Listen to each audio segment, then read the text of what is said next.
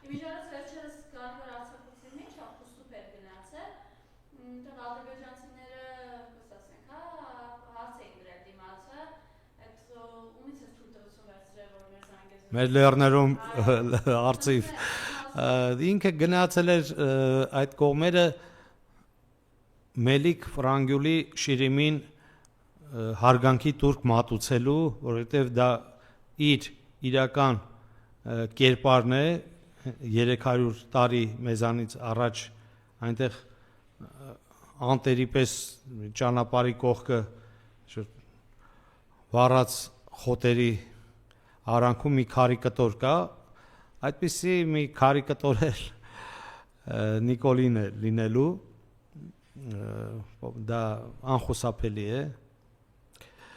և մեր ժողովուրդը 300 տարի չի մոռացել Մելիք Ֆրանգյուլին, և որպես դավաճանի, որպես ստահակի, որպես տականքի հիշում է մինչև հիմա, հիշում է, և նաև ցավոք սրտի կհիշեն իրեն ևս։ Նա գնացել էր Մելիք Ֆրանգյուլի մոտ, շուտ երևի հասկանալու համար, թե ինչ է լինում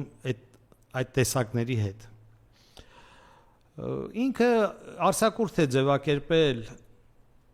զբոսնում է, ներկայացում է գնում, գիրք է կարդում, մուկ է նկարում, բայց այստեղ ամբողջ հանրապետությունը, հանրապետությունից դուրս բոլորը հետևում են մեր ազգային բարերար Գագիկ Ծառուկյանի նկատմամբ այդ լակոտական չասեմ, այդ ոչնչությունն է, այդ մոտեցումը հրահանգած մարդը, ոչնչություն, ով տալիս է այդպիսի հրահանգ, որ գնացեք, ձերբակալեք, ինչի համար ձերբակալենք, այդ մարդը արդեն որ թվականից, չգիտեմ, բայց երևի 15-20 տարի կլինի, որ ընդհանրապես ինքը բիզնեսները հանձնել է կառավարման և հիմնադրամի միջոցով հազարավոր բարեգործություններ է կատարել Արցախի համար, Հայաստանի համար, Հայաստանից դուրս գտնվող մեր հայրենակիցների համար, իր բարիությամբ, իր մարդասիրությամբ, իր կարիքավոր մարդու կողքին կանգնելու պատրաստակամությամբ, նա մշտապես եղել է մեր ժողովրդի կողքին, մշտապես, և ի պատիվ իրեն իր ամբողջ գործունեությունը հիմնականում իրականացվել է Հայաստանի Հանրապետության սահմանների ներսում։ Այս իրավունքի չգոյությունը այսօր բերել է, հանգեցրել է մի իրավիճակի սուլթանության, ինքը ստացել է carte blanche, արա ինչ ուզում ես, ոնց ուզում ես, և որևէ մեկը չմտածի, որ մեզանից, որ ինքը չի ձերբակալվելու, ինքը չի հայտնվելու ճաղերի վանդակում և անհրաժեշտության դեպքում նաև չեն սպանելու, ինչ խնդիր կա,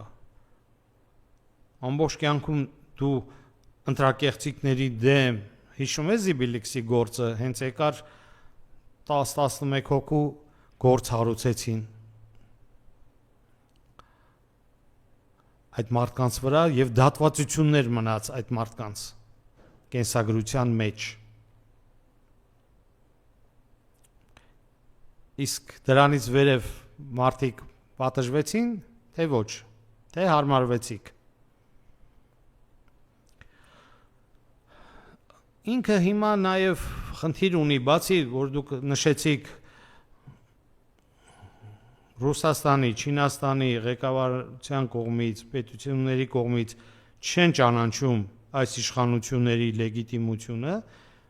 բայց ինքը նաև խնդիր ունի ներսում հենց իր թիմի մեջ, ես տեսել եմ մի տեսահոլովակ կամ նյութ, որտեղ Ալեն Սիմոնյանը գնացել էր եւ Տեր հայրին մոտ ապաշխարում էր։ Գնացել էր մի հեռավոր վանք, կիսաքանդ, դա գեղեցիկ էր, ճիշտ ընտրված էր, բայց ապաշխարում էր։ Բնականա ինքն էլ բոլորս մեղք ունենք, Գագիկ Ծառուկյանն էլ ունի, ես էլ ունեմ, մյուսն էլ ունի։ Այդ ամեն ինչը կա չափ։ Եվ դա Տերն է որոշում, թե մենք անցել ենք ինչ որ գծերը, թե չենք անցել։ Եվ հիմա գնացել է Ալեն Սիմոնյանը մեղքերի թողություն էր անում, ծնկաչոք, բայց իրենց այս падգամավորական թիմի մեջ 1-2 իրեն հարազատ կունենա, թե չէ կունենա։ Կան մարդիկ, որոնց այսօր, այսինքն իրենց ներսում կա կլանային համակարգ արդեն։ Դա բնորոշ է, դա անհնարին է, որ չլիներ։ Նույնը ՀՀՇ-ում է եղել, նույնը Հանրապետականում է եղել։ Բոլորս ականատես են եղել, թե ինչ բախումներ էր գնում, ինչ կոնֆլիկտներ էր գնում։ Նույն Վահագն Խաչատուրյանը, որ այսօր նախագահ է աշխատում Նիկոլի մոտ, ինքը ինչի արդյունքում դառավ քաղաքապետ։ Երբ Երևանի քաղաքի քաղաքորդի падգամավորները չէին կողմնորոշվում, չէր լինում ձայների հարաբերակցությունը, եւ այդ Վահագ Խաչատրյանի այն ժամանակ Խաչատրյանն էր, Խաչատրյանի շուրջ եղավ կոնսոլիդացիա, նա դարձավ քաղաքապետ։ Հիմա իր թիմում, որ մեկ ձայնը իր համար շատ կարևոր է, շատ անչափ։ Այնքան կարևոր է, որ գրեթե հանդիպել Ռուսաստանի Դաշնության նախագահի հետ ինչ որ հարցեր քննարկել։